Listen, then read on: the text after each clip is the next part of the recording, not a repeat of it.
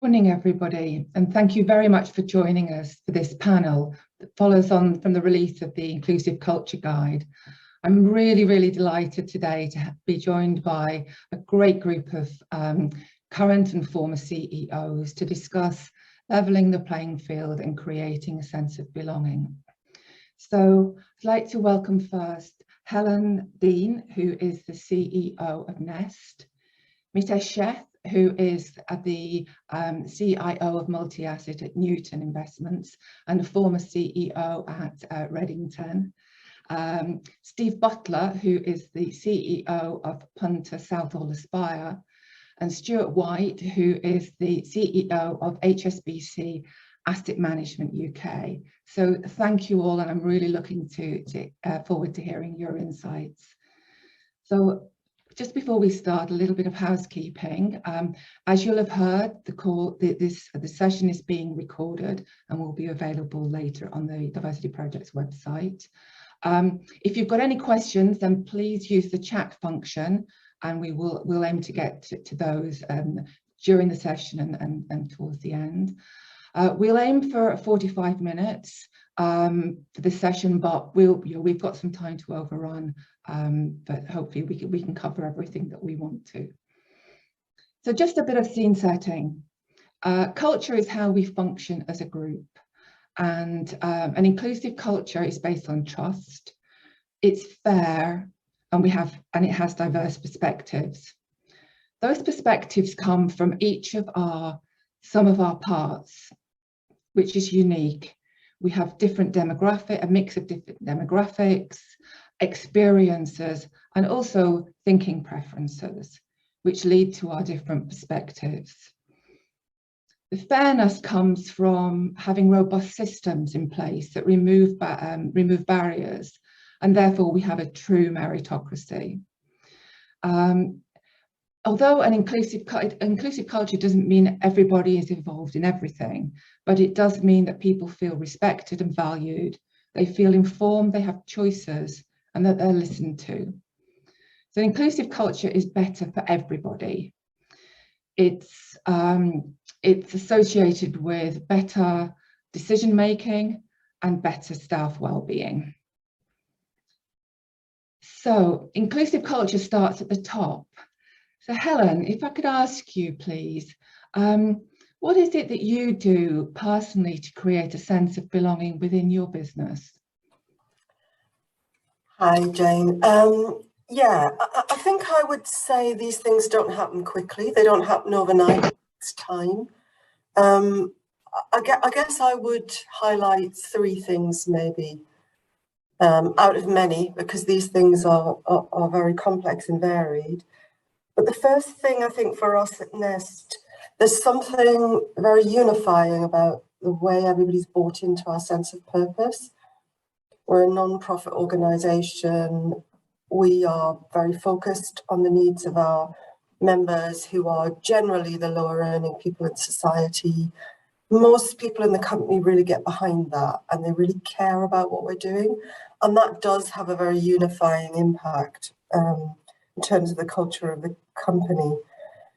I think the other thing is, something that I did when I took over as CEO is I reviewed the values, and I really made those work for us. So we call them our TREE values: transparency, respect, ease and empowerment.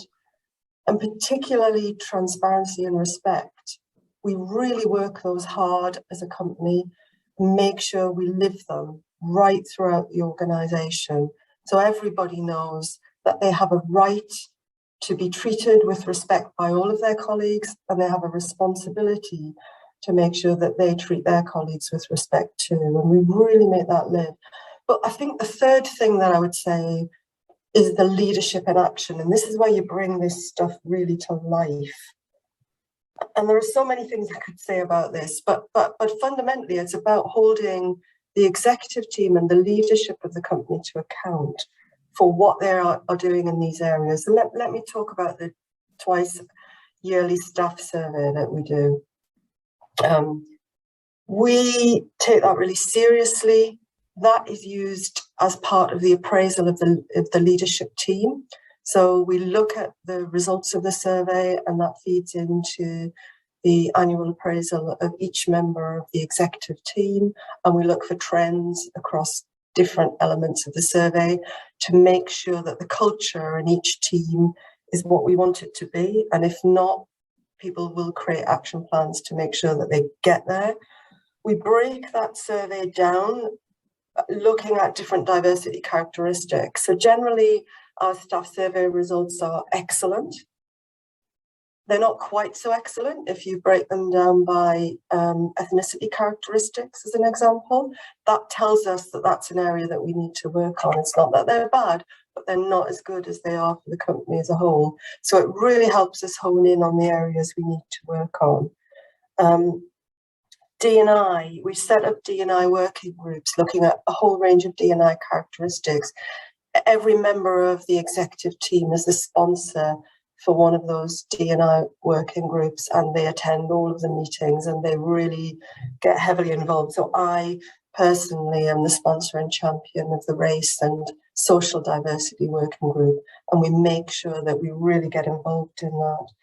Participating in lots of discussions like this panel. We have lots of inclusive events, where often online events actually. Online has been fantastic for us in terms of really getting people across the company to get engaged and feel they can speak out. We find when we have online events, people are much more likely to ask questions. They can do it anonymously.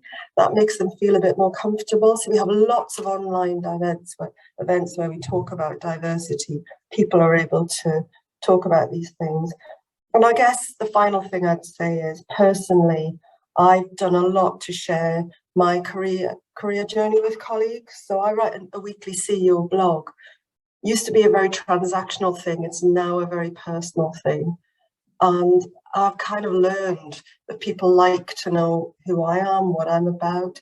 And I have taken a very conscious decision to share a lot of very personal things with people. For example, I've talked about the fact that I come from a very working class background and the difficulties that I've had as a working class woman throughout my career. I had a period of mental illness when I was in my 30s. I've been very open about that with people, and that has certainly emboldened, I think, other people in the organisation to speak out as well. And again, I think that has helped to create an inclusive culture. I could go on and on, but I think I'll stop there. No, that's brilliant. Steve, you have your hand up. Do you want to add to that? Yeah, I mean, there's some fantastic things that Helen's done in the organisation with there, which is brilliant, and it's definitely what CEOs need to be doing. I just wanted to take a slightly different perspective in that, although I acknowledge it all has to come from the top, and the CEO sets the tone, I think ultimately culture is an organic thing, and it's about how people in the organisation interact with one another. So as CEOs, we also have to allow it to be organic. You know, just because I say it has to be a certain way doesn't mean it will be a certain way. So I actually, on top of everything that Helen said, I also see my role as one of a conversation starter and a storyteller. And I think what we've done in our organisation is create the space for conversations to happen. So we have particular project groups or certain networks where people can come together and have the conversation. And I see myself as the individual to kind of often plant the seed for that conversation and then let it organically grow in the business. And then often I'm kind of playing back the stories to the rest of the business. So, you know, that sharing of stories is kind of really important.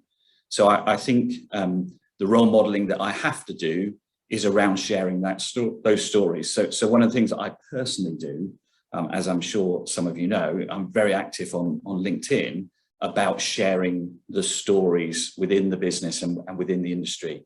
Not because I want our customers to see them, but I want our staff to read them. And I think that's the stimulus for, you know, those conversations that happen in the business. Great. And Helen, can I just come back and ask you on your staff surveys? I mean, you seem as if you've got some good response rates. Is that something that's taken time to build up? Because that seems to be one sticking point for some businesses, is getting that response rate up so that so businesses can find out what's going on.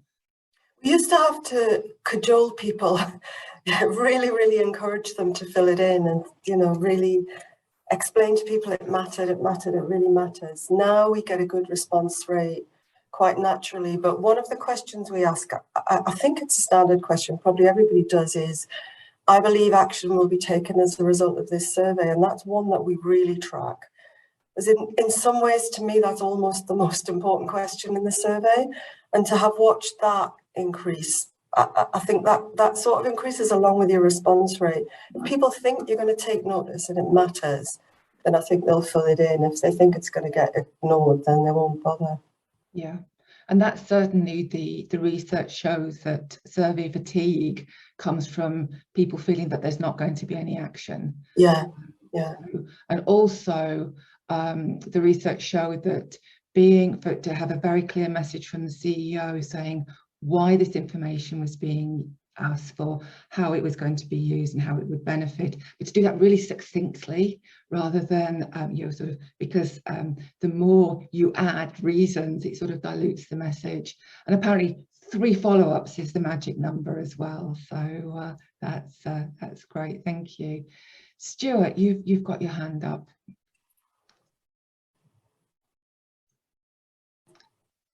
Thank you, Jane. Just to follow up, actually, because I both Helen's points and Steve's points really resonate in terms of sort of setting the example of being very open as leaders, but then allowing the organisation to grow organically around culture. And I think to enable that, you need to have a very transparent approach. And one thing we do, like Helen, we do have biannual surveys.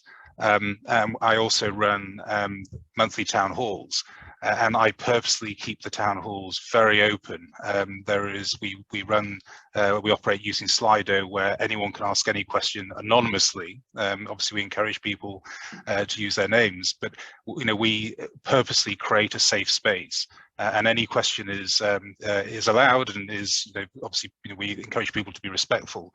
And over the last couple of years, particularly through lockdown, we found that has created a very good sense of inclusiveness. And actually, we've seen the participation rates in our snapshot surveys, our employee surveys, increase quite dramatically.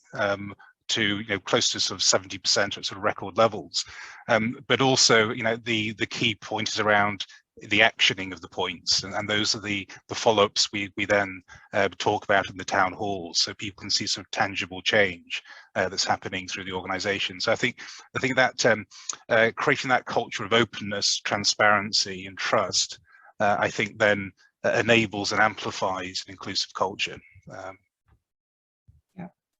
No, that's great. Thank you, Stuart. Mitesh, maybe if I come to you next. So behavioural science is used widely within the investment processes.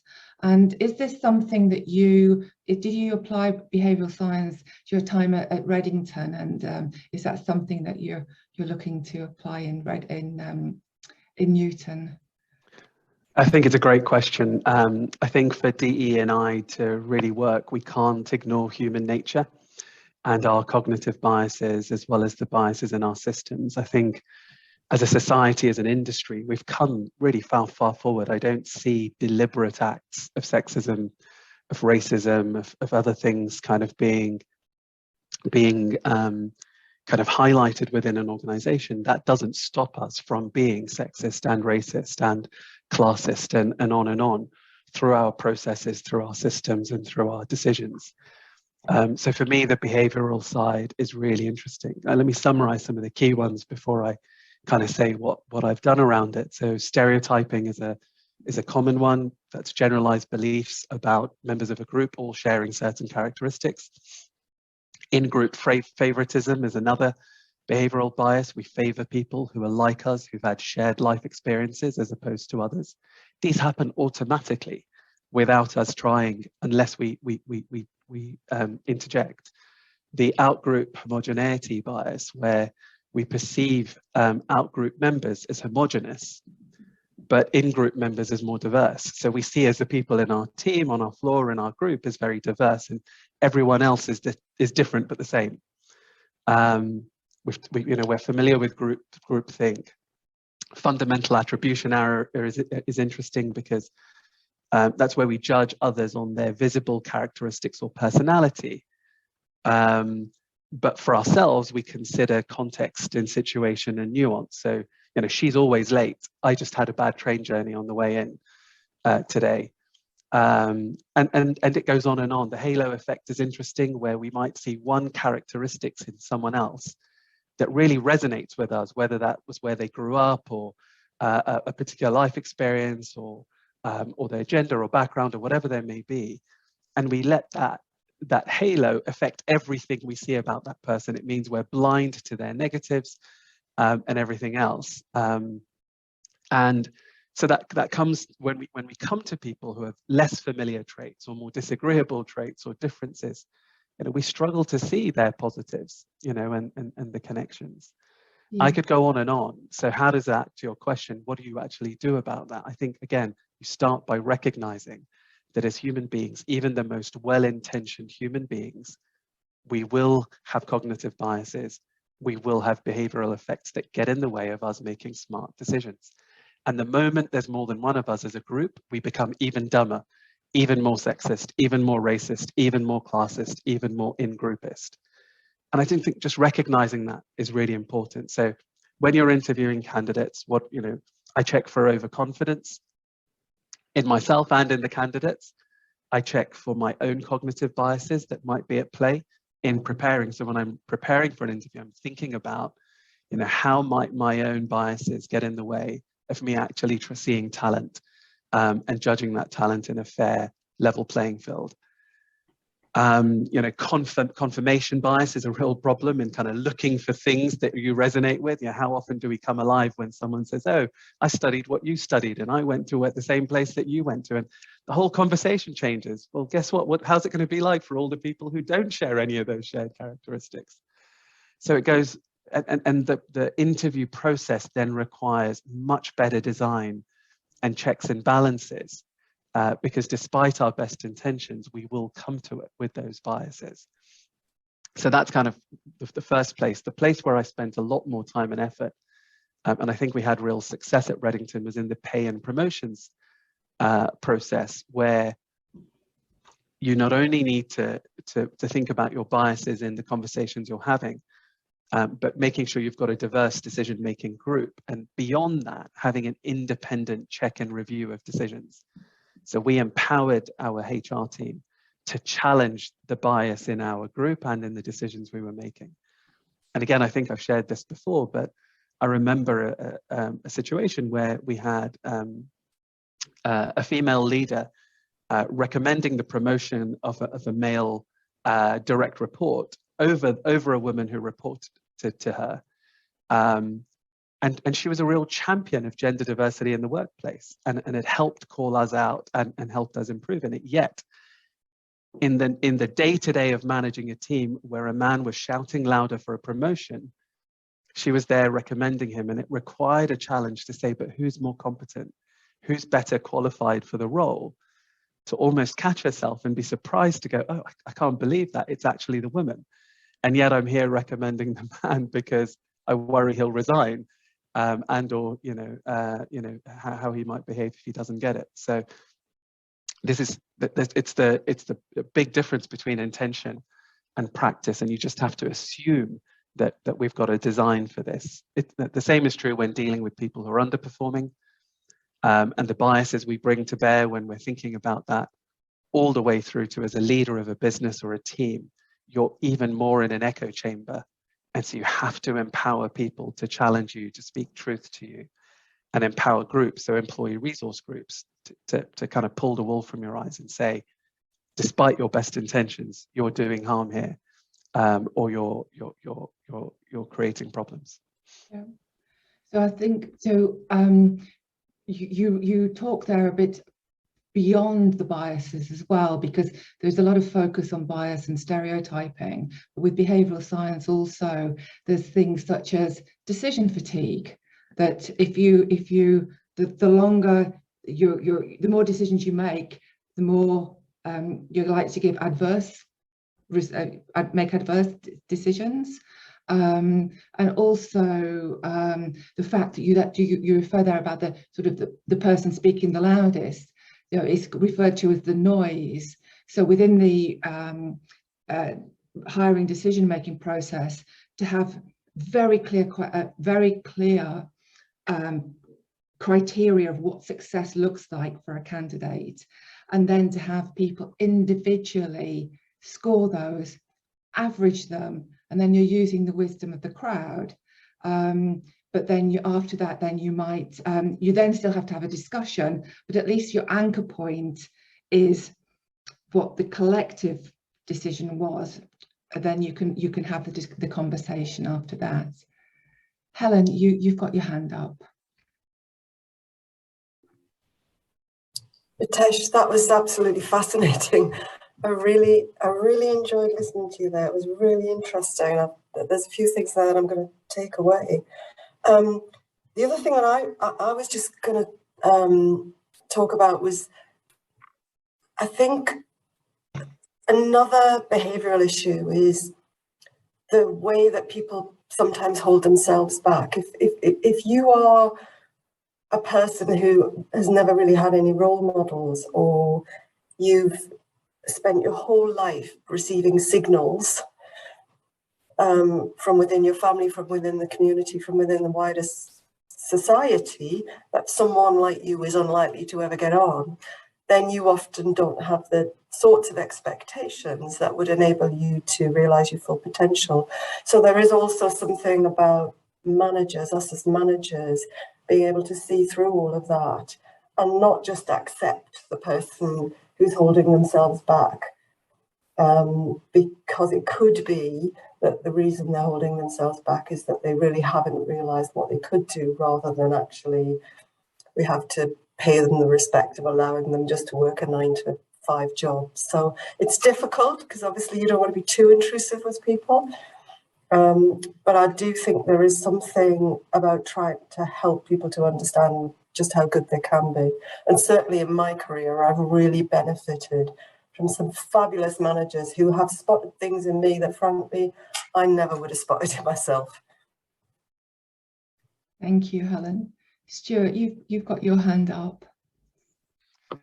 Yes, no, thank you. And just going back to your point, Helen, I think sometimes when we invest time in recruiting, whether it's internally or externally, I think we also sometimes miss the point that people have that potential, and they may not have all the qualifications that are perfect for the role at that point in time. But you know, if we give them a chance and invest in them, then you know, that's when we really start creating a very exciting, inclusive culture in an organisation. Both bringing in talent from outside, but also within.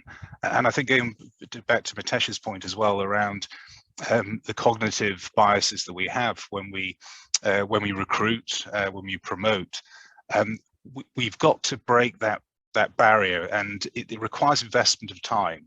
You know, we know how important it is to get the right people into our essentially a people business. But investing time to create the right diverse panel, the right diverse of interviewers and interviewees is a big commitment, and it's something that in some ways, you know, our industry is about return on investment. So this is in a way a return on, you know, inclusivity. The more we put into the inclusive approach, the more we'll get back in terms of loyalty and diversity of thought in the business. And I've gone through this recently, recruiting into one of my teams, where I could have gone the easy route, which would have been probably a couple of months. I've spent 6 months trying to get the right candidate to really fit into the inclusive culture we're trying to create. So I just wanted to, you know, to share that, because you know that covers, I think, a couple of the points that you've made, Helen and Mitesh.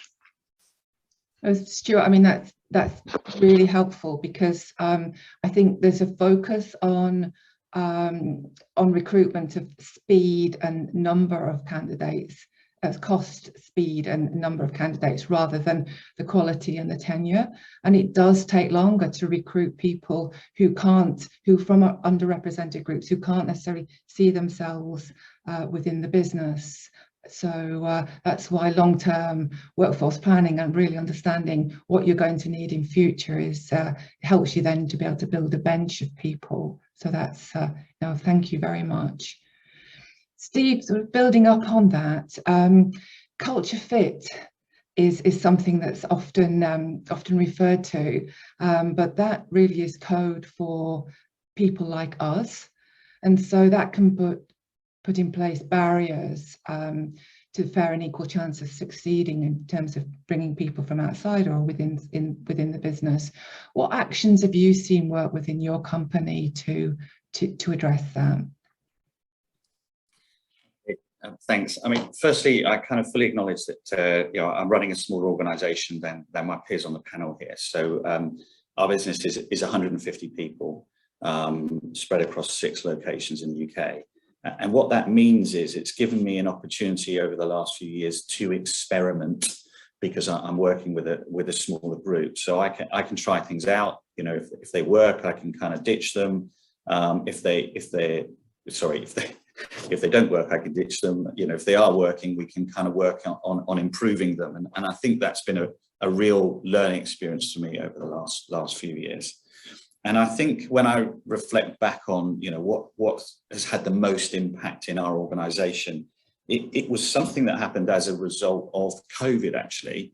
So in March, at the beginning of the COVID, as CEO, I immediately put in a kind of town hall video presentation to kind of reassure the staff. And I made them very frequent because, it was quite intense at the time, and people wanted that frequency of reassurance. I soon found that I was kind of running out of things to say, and I was kind of dreading these presentations that I had to give. So I decided that my way out of this was to invite other people onto the call and kind of have a panel discussion with them about their experiences and what they were feeling. And this was a revelation to me, because it enabled us to share very publicly across the business and completely take the pressure off me. And the response from the business was really positive. So again, I took a learning from this, and in the November of that year, we normally have an annual staff conference when we bring the whole business together, and we couldn't do that because of lockdown. So we replaced it with a staff conference week, where at lunchtime every day we had an hour and a half video call, and we kind of I built it around the business. So each day we focused on a different diversity inclusion issue, looking through a different lens. So we covered mental health, gender, disability, ethnicity, age. And within that hour, I got someone to have a pre-recorded video of kind of their experiences, because there were lots of people in the organisation that weren't happy to kind of come on and kind of do a live presentation. For the confident ones, I asked them to give a presentation of the challenges that they faced. And then we had a panel discussion of a range of people talking about the challenges that they faced and the kind of how they've overcome those. So over the course of the week, I think we had over 30 people involved in the event out of a business of 150 people. And the feedback from the week was just incredible. People said that they loved working for a company where we had these open conversations and we all shared our experiences. It made everyone feel much closer together, even though they were working in different offices and it was people that they've never met before. And they really felt that they belonged on our organisation because they connected very, very closely with people that shared their personal lived experiences.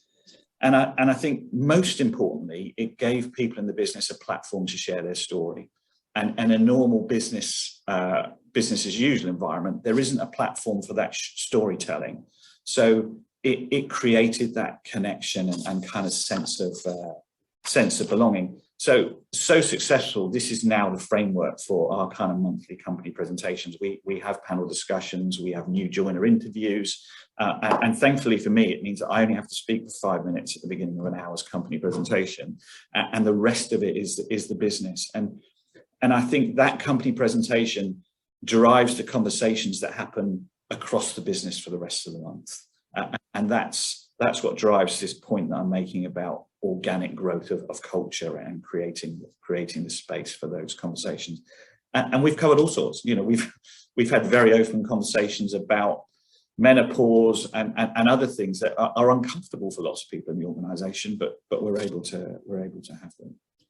Yeah, no, that's great, Steve. And the science shows that collaborating creates chemical reaction, which is the same as a parent hugging a child. You know, it's that sort of, so it actually moves people from being our out group into our in group. So just, you know, through working, so I can see how that would be a snowball effect. That's great, thank you. So you are all inclusion advocates. So Stuart, I wonder what's next on your playlist, for your playbook for increasing inclusive culture in HSBC Asset Management. Yeah, thanks, Jane. I was very privileged a couple of years ago when our global CEO asked me to lead our what we call our diversity, equity, inclusion program, and when we had some quite exciting work that had been done in different countries. And just to give you a context, we operate around 25 countries with around 2,500 colleagues. So it is quite a diverse organisation by its very nature in terms of geography. That said, the organisation is still heavily weighted towards white males if you look at the senior leadership positions, and our our sort of gender balance is around 43% globally, so it's pretty good as a global organisation from that perspective, but not when you get into the more senior positions. So the first thing I said to Nicola Moreau, who's our global CEO, is why me? I'm a white male. I'm 50 years old. Am I the right person to be leading this initiative? And we had a really interesting conversation, because what we discussed was the importance of inclusivity and allyship, and to really turn the dial, it was about bringing everyone along the journey. So for the last 2 years, I put together a framework which, to Steve's point about organic culture, was designed to be very bottom up. So 10 work streams, inclusive allyship work stream, gender, ethnicity, LGBTQI+, ability, which is around neurodiversity and physical disability, social mobility, one around multi-faith, and then mental health and wellness, which I personally have been sponsoring, and working parents. And the final one is actually, how do we embed that, all the learnings into our ESG integration, engagement and stewardship through D&I embedded within the S of ESG. So sort of practicing what we preach and then what we do as a firm. And I think what's been super exciting is how this has sort of evolved bottom up. So over the course of 2 years, we've got over 220, what I would say, activists within the firm, around 14 countries, so not everywhere yet, but it's really evolved into quite an active group. We meet monthly. We've got a steerco. And what we're now looking to do is to see how we can move the work that's been doing to become even more inclusive across the organisation. So there's the top-down piece, there's the bottom-up piece, but now how do we bring the rest of the firm along with us? And what we're doing this year actually is rolling out a global inclusivity leadership and management program. So we're working with a third party. And we're cascading this actually top down. So we're starting with the management committee and then going down into the organization to our top 200 leadership team, and then down into the whole firm over a 12-month program. And it's going to be a series of coaching sessions where we'll also bring the workstream leads from our DE&I program to speak as well and to share and to create that sense of inclusivity across the organization. So that's sort of the next step in our journey, and this is a journey. We haven't got all the answers. We're learning from each other. We're learning from you on the call, from peers in the industry, and we're also sharing, because I've got a very strong belief that this is about raising the tide for our entire industry. And then the final thing that which I'm really delighted about, we're just about to launch publicly. A short statement from each of our leadership teams. So we have a 12-person leadership team who are now co-sponsoring each of our work streams. And they are, again, going back to your point, Steve, about stories, are going to be putting in public on our website why this particular element of diversity, what it means to them and why it's important. With Nicola and myself also talking about inclusion, because as we know, inclusivity is global, and then diversity clearly has to be nuanced locally depending on the markets that we operate in. So that's the journey we're on. That's sort of where we're going. But I guess it's just another song on the playlist. That we've got a long way to go here, and this won't stop. I mean, I think it's. I'm passionate that that this is important, not just because it's the right thing, but it's also the way our industry needs to evolve, and there will be a value add that will come out of this as well for everyone, I believe. Yeah, no, that's great. Mitesh, you've got your hand up. Thanks. Yeah, and spot on, Stuart. And I'm in a I guess a quite interesting position when it comes to cultural action playlist, because I've just started in a new role. I'm a month in, and so a long list of items on my playlist. But I think for me, first, again, inclusion is about listening and learning and observing. And my focus for now has not been to kind of go, here's how we did it before, or here's how I've done it before, but to learn and understand what the organization does well. And it's been fantastic to see how Newton works with other organizations like the brokerage, who help us with access to people from social underprivilege, or FDM with returners and kind of ex-military personnel, to the Sycamore Trust, helping us understand and deal with autism, etc. I think there's a lot of great stuff happening, but 2 or 3 things that I do feel that we experimented with and worked really well at Reddington that I'd love to test in this environment that are high on my playlist. One is, like Steve said earlier, a session where people can share different perspectives and where we can get to hear people's stories. So storytelling, I think, is so powerful, and helps you. You don't have to have had the lived experiences, but you can see the experiences that have shaped the people around you that you won't hear day to day on the investment floor or in meetings. I liked in the report, Jane, that you and the Diversity Project put together, the idea of shadow boards, and particularly driven around DE&I perspectives, giving them the power, the invitation to challenge the status quo and to help us recognize those biases in the system. I think that's so important to making change, somebody calling them out frequently and regularly and making sure you don't get stuck in the status quo. And then I think one of the most successful for me in the past was training line managers. I always say it's your line managers, it's your people managers that are your biggest multiplier in your organization, and having a safe space where they can share their lessons and learnings. And often it's not external training they need, they want to learn from each other. They want to learn from what others have tried and where they failed and what they've learned, and creating a space where you can share those experiences, particularly around things like increasing the number of female fund managers we have across our investment floor, or people from different socioeconomic backgrounds, for example. So those are some of the things that are high on my playlist, kind of 1 month in. Yeah. Thank you, Mitesh. Steve, you've got your hand up.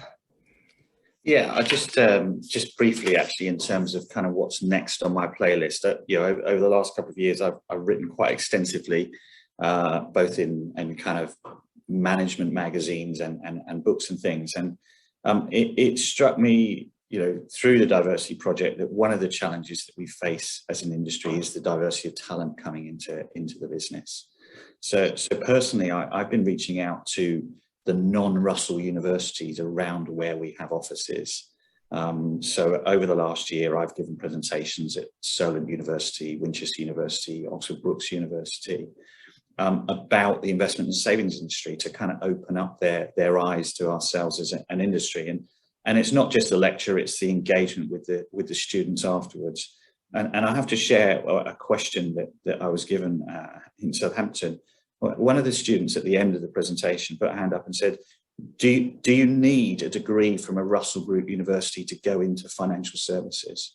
So that's the kind of thinking that kind of exists. And I think, you know, for myself, putting myself out there on those occasions means that I've got more chance of a diverse group applying when we take on graduates and stuff. So my focus is that going forward. Yeah. And within your business, are people taking that forward? Are they still thinking that you have to have a degree from a Russell University? Well, I think it goes back to a point that I think Stuart was making, or maybe Nitesh, about structured interviews. I mean, as a small organisation, our interview process was kind of haphazard at best.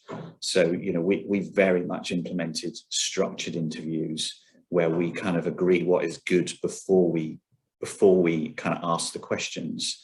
So it gives us a document after the interview to kind of review and say, actually, blind to the individual, I can look at the responses to their questions and see that that's a strong candidate. So I think that's been a key part of how we're kind of embedding our recruitment intake. Brilliant, thank you. I think, Stuart, you were first, and then quickly followed by Helen in terms of putting hands up. So, Stuart, do you want to go first? Yes, thank you. I couldn't agree more with Steve about the talent into the industry. You know, we risk competing with, you know, a small pool of diverse talent and having a merry-go-round within our firms, which clearly isn't helpful. So, you know, I think, you know, the point about again promoting from within and giving people a chance, I think is one angle. The other angle clearly is more diverse talent through the pipeline into the industry. And I think it's one thing we've been doing through our social mobility work, and I know that the Diversity Project is very, very supportive of programs like Kickstart and Upreach and 100 Black Interns. We've also taken on board for the first time last year a number of degree apprentices. So this is essentially from a very diverse background, and individuals who would never have got into finance, who are really incredibly motivated. And you know, the program has been so successful, we're going to continue to roll that out. And going back to your point, Steve, about universities, just one other sort of proof point. We started thinking about, we started a program with York University, where we're sponsoring their investment club, and it's creating a group of potential future investors that will hopefully come into asset management, not investment banking, because that's unfortunately where, you know, a lot of certainly the current cohort go. But also the fund that they run, any surplus, it's not for profit, goes to a local social mobility charity.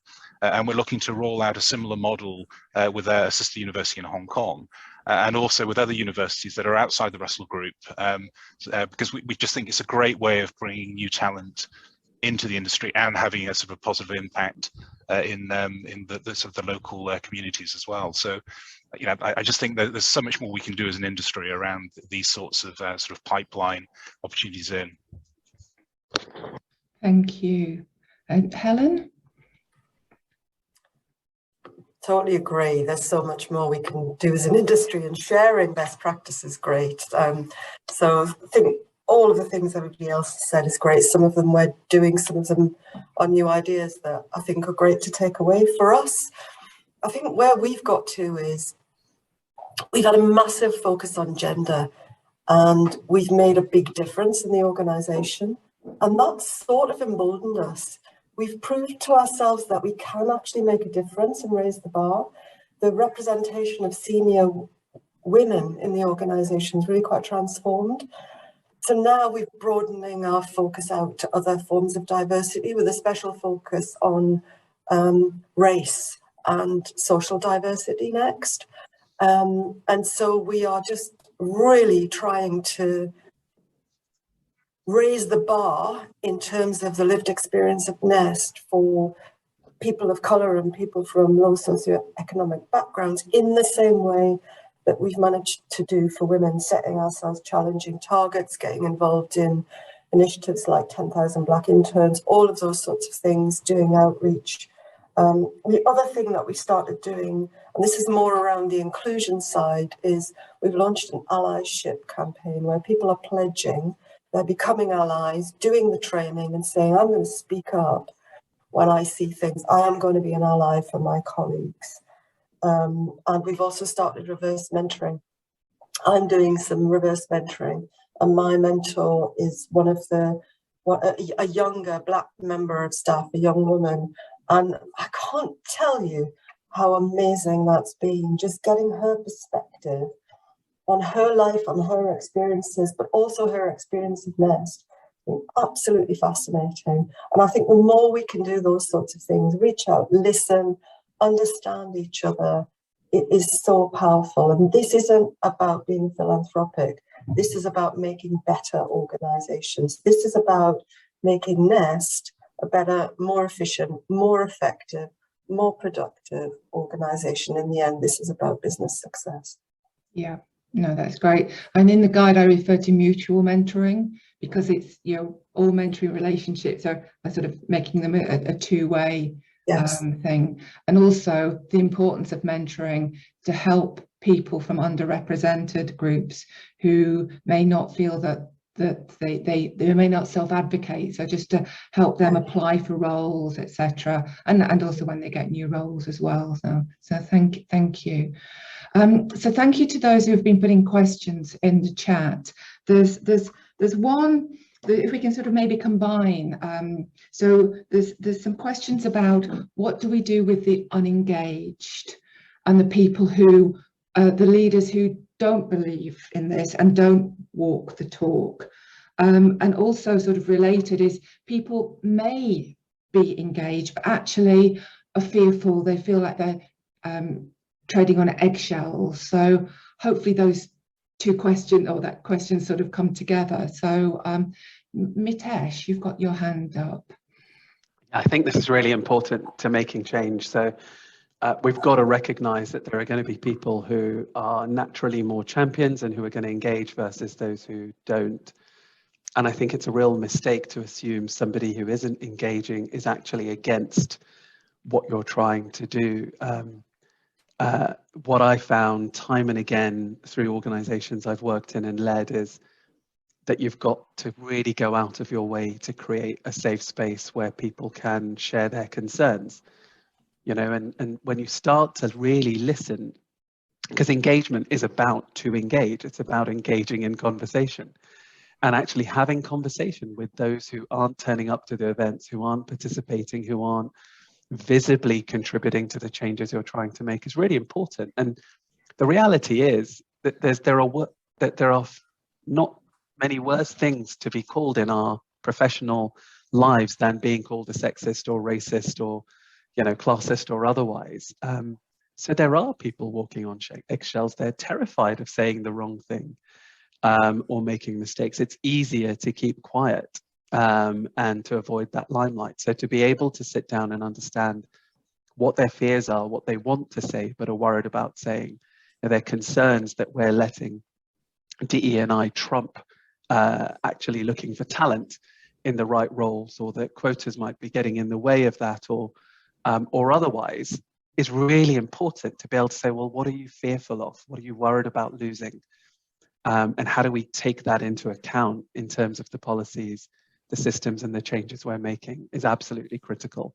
And I think when you're able to then highlight those and spotlight them in a leadership role to say, I was challenged about this, or I've had these questions and they're really, and they've really made me think again about how we approach this, is how you go about creating far more buy-in and engagement in my experience. Brilliant, thank you. Helen, shall we go with you first? Sorry, I didn't actually see who put their hands up first. So Helen, do you want to go first? Yeah, just to add to that, really, I think one of the things that people do feel like walking on eggshells around is language. How to refer to things. It feels like a bit of a minefield for a lot of people. And the breakthrough for us came when we said to ourselves as a company, you know, it's okay to make a mistake. We all agreed it's okay to make a mistake, but it's okay to call me out on it too. And just that permissioning that says, you know, I might make some mistakes, I might drop some balls. That's okay. I'm going to do it. You're going to do it. But it's okay to tell me about it too. There's something very freeing about that. Brilliant. Thank you. Stuart? Yes. So, I mean, I guess it goes back to creating an environment that people feel safe in, and there's trust.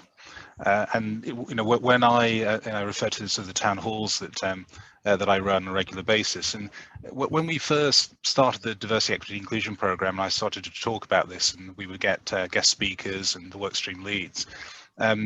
We would often get questions in our chat anonymously about, you know, what does this mean for me? I'm a white, male, straight, man. Is there a career for me at HSBC Asset Management? And you know, these are the natural questions that we all get when we talk about inclusivity and raising the profile of DE&I. And the one thing that I said is, I always have this philosophy of having an open door policy. You know, come and talk to me as an individual if you feel you would like to discuss this. And some people did. You know, I know some people feel as though they walk on eggshells and they're uncomfortable about talking to to managers and leaders about these things. But those that I did speak to, I had a really interesting conversation about putting myself in their shoes and their concerns, and that actually helped shape the narrative of how we developed the program and communicated the program across the business, because the point is that we need to have meritocracy for an inclusive culture, for people to feel they can belong, can have opportunities. So it's not taking opportunities off the table, but it's ensuring that we have that diverse panel of interviewers and interviewees, and giving everyone the equity and the equal chance. So that's the sort of the starting point. The other point is, we now know that asset owners, investment consultants, regulators, have the spotlight on diversity, equity, inclusion, for good reason, because firms tend to be better run. They tend to be there tends to be more diversity of thought. They tend to become more valuable and better investments. So naturally, if we get this right, we will win more business. We will be more successful. We will recruit more talent, and it will create more opportunities for all within the organisation. And that simple message that this is an additive approach to running a business, rather than an approach that's going to reduce opportunities for for the white male majority in many cases, I think is quite a powerful message. Now this is not perfect, because clearly there will be winners and losers in any transformation or any cultural change. But I think overall within the industry, we will see an additive approach, which I think will be beneficial for the majority. And then that's sort of the message that certainly I try and get across. And then of course it's bringing more diverse talent into the industry as well, rather than just one type of future talent. Yeah, no, that's great, Stuart. I mean, it's about better decision making, and also about better well-being. It's associated with better well-being across and engagement across the whole business. So with the focus on mental health, it really is not a zero-sum game in any respect. So no, thank you. So as we're approaching the end of our time, I just wondered what one piece of advice you would pass on to the audience. So if I can start maybe with Steve. Yeah, I mean, for me, every organisation is different. The dynamics are different. The culture is different. So there is no silver bullet that anyone can. So for me, it has to be trial and error. Just go and give it a go. See what happens, and adjust your course accordingly. That's the best you can do, I believe, to start with. Yeah, small steps built on, and you say trial and error and adapting. Brilliant. Mitesh? Yeah, I'll heartily support what Steve said there. So to add to that, I think, so just to stick with the behavioural theme, our behavioural instinct will be to do the things that look good or make us feel good in the short term. And actually what we're trying to create is long-term sustainable change. And I think as leaders, recognizing that we won't naturally do the things that will make long-term behavioral change and sustainable change. And we will our tendency will be to do the shiny, easy, quick fixes that may actually be detrimental in the long term. I think would be my biggest advice, to really shift from the easy to the difficult things that will have the biggest impact. And for me, a lot of that is about having conversations, making mistakes, learning from them, doing real research as to what the barriers and blocks are, and systematically looking to rewire those. Brilliant, thank you. Helen? Start. Get started. I think it's so important to get started and to get off the pot on this sort of stuff and get moving with some action. The other thing I think is take a bit of a risk, set yourself a big goal. It might be terrifying, you might not be sure how you're going to get there, but set yourself a big goal and tell everybody about it. Put it out there, because there is just something really motivating about doing that, and most of the time you'll get there, or you'll get nearly there. And if you just set yourself tiny little incremental goals that you know you can hit easily, we're never going to make the big changes that we need to make. Okay, thank you. And Stuart?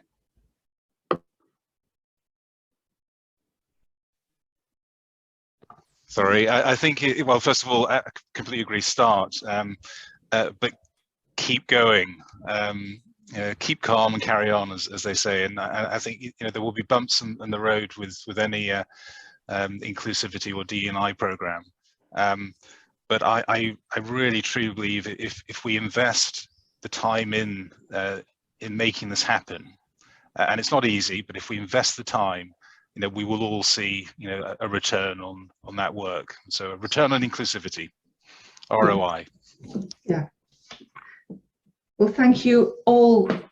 Thank you to my panelists. It's been a great session. I think we've all learned from each other, which is really good. So the words that came out strongly to me about transparency, about stories, about listening, safe spaces, and being courageous and being prepared to fail, to adapt as these things are implemented, and to understand that mistakes will be made, but they're learning opportunities. So thank you so much. And for my point, my bit of advice is to start and to have a look at the Inclusive Culture Guide. It's been designed to help CEOs, but also across up and down the businesses to build their inclusion playbooks. Caroline has posted a link to an introductory video in there, so that will it's 2 minutes, and then we'll take you further into the guides. So share it, develop your playbooks. But I think my last point would be to everybody on this call, what are you going to do now to start to shift the inclusion dial within your business? Thank you.